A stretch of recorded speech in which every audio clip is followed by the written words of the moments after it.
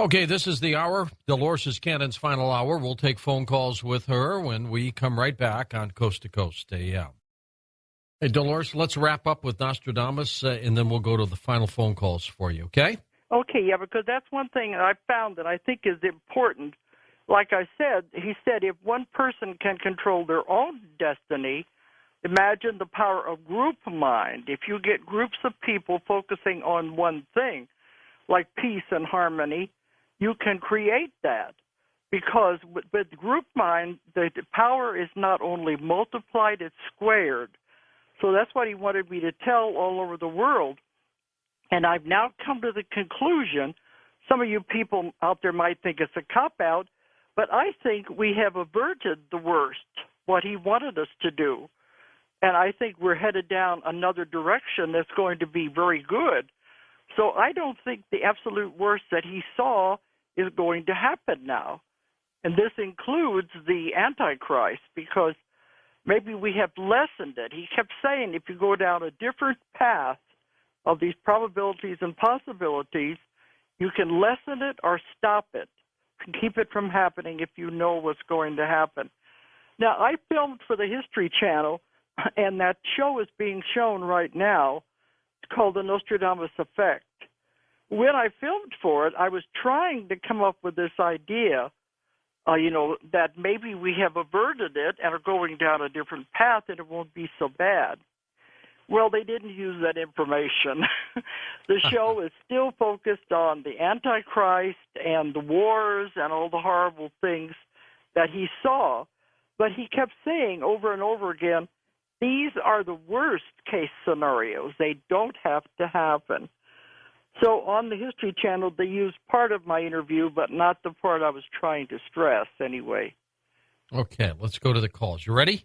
Okay, I guess Here we go. Let's go to David, Fort Myers, Florida. First-time caller. David, you're on with Dolores Cannon. Hello, George. I want to thank you for your shows and all the things you've done and taught everybody out there. It's really awesome. Thank you, David. My question is, when I heard her talking about the first wave, it's like I almost fell to pieces. I'm 47 years old, and when I was 9 years old, I told my mother one day, I said, Mom, somebody made a mistake. I don't belong here, and I want to go home. And she looked at me and she said, what are you talking about?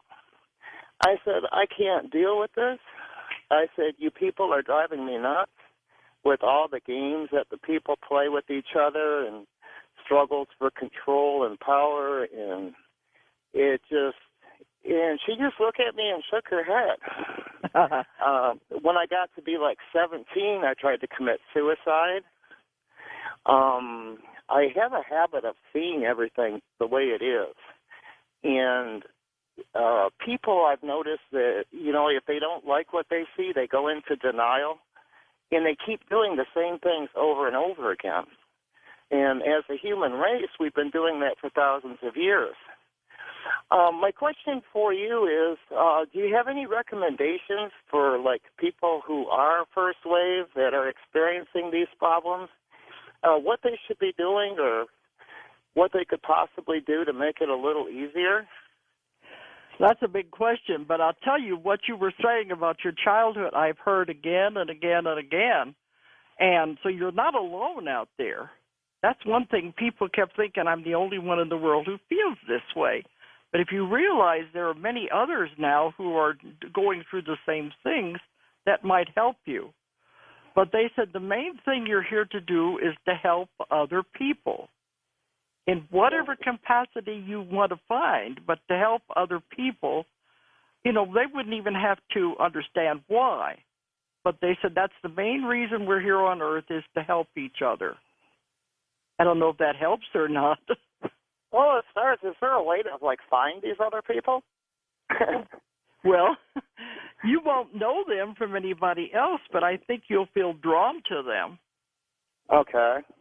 That you may find somebody else. If you get to talking to them, they might say, I don't like all this stuff on TV. I don't like the violence, the wars, and you might find more kindred spirits out there than you realize there are.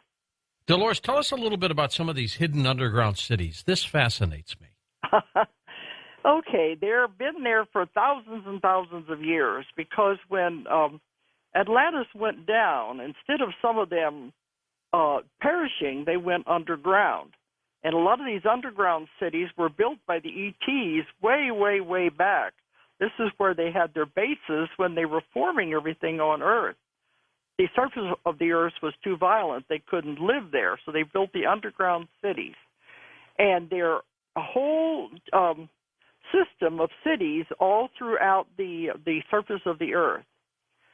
And down there, they put what they call a miniature sun, is what people described when they saw it. So living there is just like living on Earth. They have plants, they have animals that don't exist anymore, and they are so advanced that our computers don't even begin to touch what they can do. They have transportation systems that they said can go 3,000 miles an hour. Now it's not ETs so much as it is humans that have been there for so long, they have no desire to come to the surface of the Earth. The entrances to the underground cities are mostly under pyramids. This is one of the reasons why Hadi Zawaz doesn't want a lot of exploration around the pyramids and the Sphinx. But the pyramids all over the world were built on top of the entrances to these underground cities. And it's very active. It's a whole civilization down there, and they don't want to be involved with us, so you don't have to worry about that. Okay, let's go next to Reba in Colville, Washington. Hey, Reba, go ahead. Hi, George. Hi. I'm also a 7 life path and a 4 birth date. Super. So, yeah. Anyway, Dolores, I have always been psychic. I'm precognizant dreamer. I have out-of-body experiences. I'm earth sensitive. In fact, I even called in and spoke with Art one evening, and this was 2 weeks prior to the Nisqually quake here in Washington State, and told him in detail about that quake before it happened. Now, I've also found out that I can channel for people, do cold channeling. Yeah. And I can remember back to, being only 2 weeks old. I seem to just know things. But now I was born in 1948, and I'm wondering if there aren't others who fall into the categories that you have described that did come in prior to the dates that you gave. And is it possible that I might be one of them? Well, 48 is still after the atomic bomb. It's right in there, yeah. Yeah, and that's what I've heard some people say, could I be an older first wave? But right.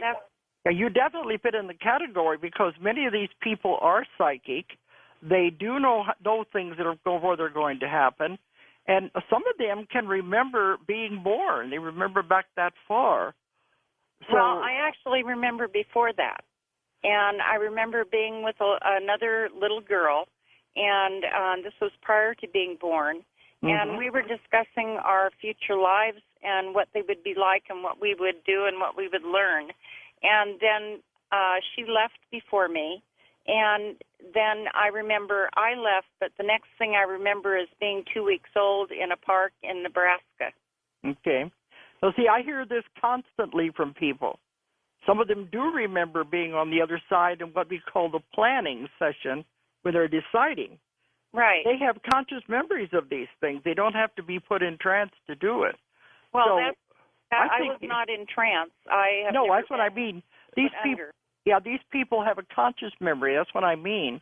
And I'm hearing this more and more.